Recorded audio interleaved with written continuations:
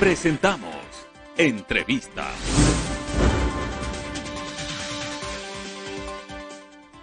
Son las 13:10, amigos televidentes. A continuación vamos a dialogar con el doctor Osvaldo Moreno, él es analista político. Buenas tardes, Osvaldo, no sé si me escucha. Perfectamente. Muy Gran bien. saludo a la distancia, un abrazo a este medio de comunicación y a usted, qué gusto verlo a los tiempos, a la orden. Gracias, Osvaldo, igual.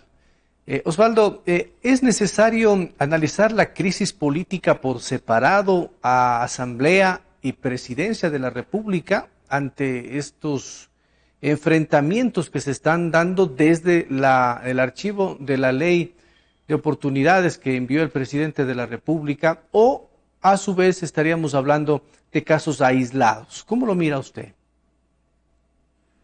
Bueno, en principio hay un tema que creo que hay que tratar, que no lo veo mucho en la opinión pública, que es el hecho lamentable, y que al menos a mí sí me cuesta aceptarlo, de que ojalá pues solo la Asamblea Nacional, el Consejo de Participación Ciudadana, sean el único problema institucional que tenemos en este país.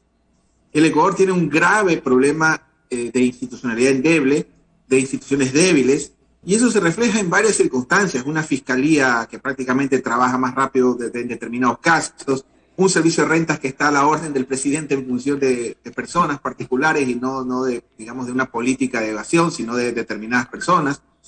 Entonces tenemos un gran problema en ese sentido institucional a nivel nacional. Ahora, en materia parlamentaria, yo entiendo que lamentablemente este gobierno, fíjese usted, siempre hubo la discusión del famoso hiperpresidencialismo que aparentemente Correa dejó.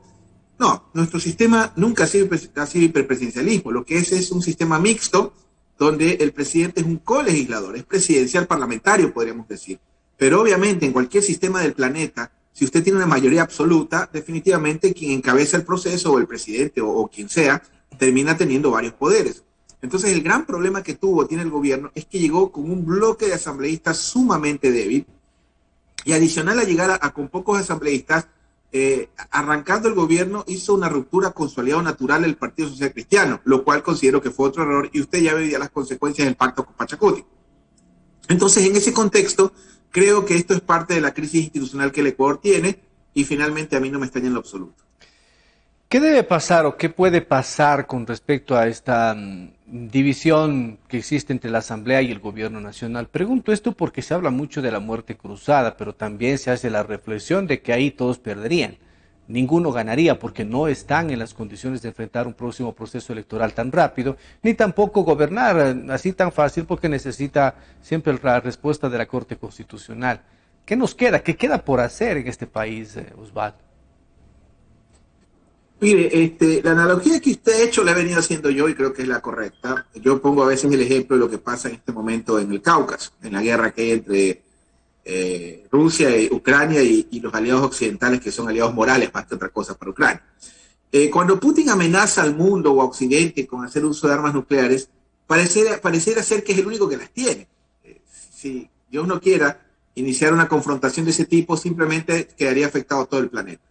Lo mismo con la muerte cruzada. Cuando yo escucho al presidente o a cualquier figura envalentonada hablando de muerte cruzada, sería, yo creo, que un borre y va de nuevo de toda la clase política. Yo no lo vería al oficialismo, digamos, en condiciones de partir como favorito a una elección, donde por circunstancias que son más largas de exponer, podríamos explicarlas, pero en otro momento.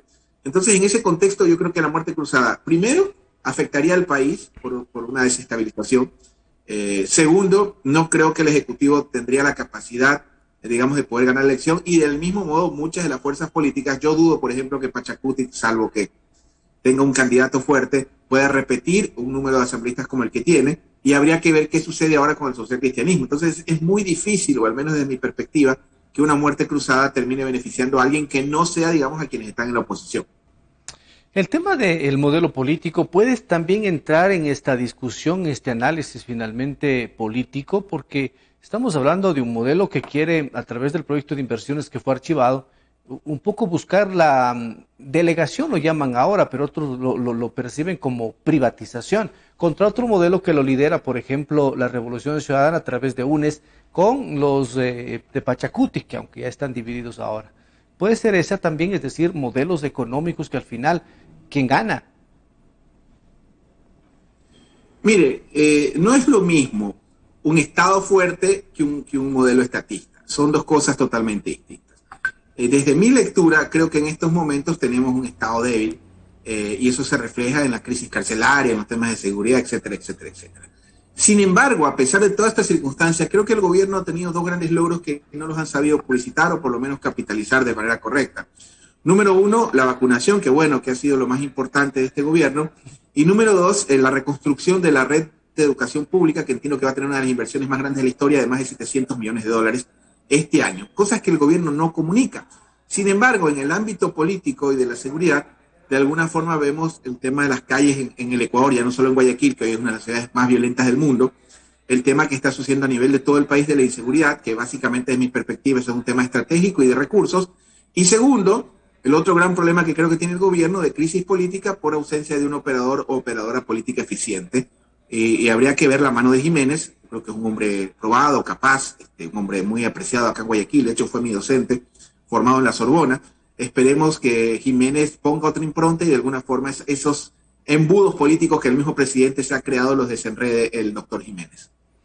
Tengo un minuto, Osvaldo. La institucionalidad, usted dice que están débiles. Totalmente de acuerdo, pero ¿cómo la fortalecemos cuando una democracia está débil? Yo le voy a poner un ejemplo muy, muy básico que probablemente usted esté de acuerdo conmigo o no, pero empecemos por reinstalar, por ejemplo, la enseñanza de moral cívica, realidad nacional en los colegios. Una barbaridad. Y eso no fue, ojo, eso no fue en los últimos 15 años o 10 años del correísmo, eso fue mucho antes. Acuérdense ustedes cuando había la materia de realidad nacional, cívica, urbanidad. Entonces, empecemos por los colegios, empecemos por los jóvenes, fundamentalmente. Yo recuerdo cuando era joven, mi padre y mi abuelo nos hacían parar, mi madre cuando sonaba el himno nacional en la televisión. Entonces, yo creo que este tema es una crisis de valores que va desde el sujeto que se pasa la roja en el semáforo, coima frente al hijo a los agentes de tránsito. Entonces, yo creo que es un tema mucho más de fondo que esta coyuntura muy aleatoria. Gracias, Osvaldo. Tendremos oportunidad de seguir dialogando un tema sin duda apasionante, como es la política. Gracias. Claro que sí, espero que ya estar en los estudios. Un abrazo. Osvaldo Moreno, analista político. Pausa, amigos. Volvemos.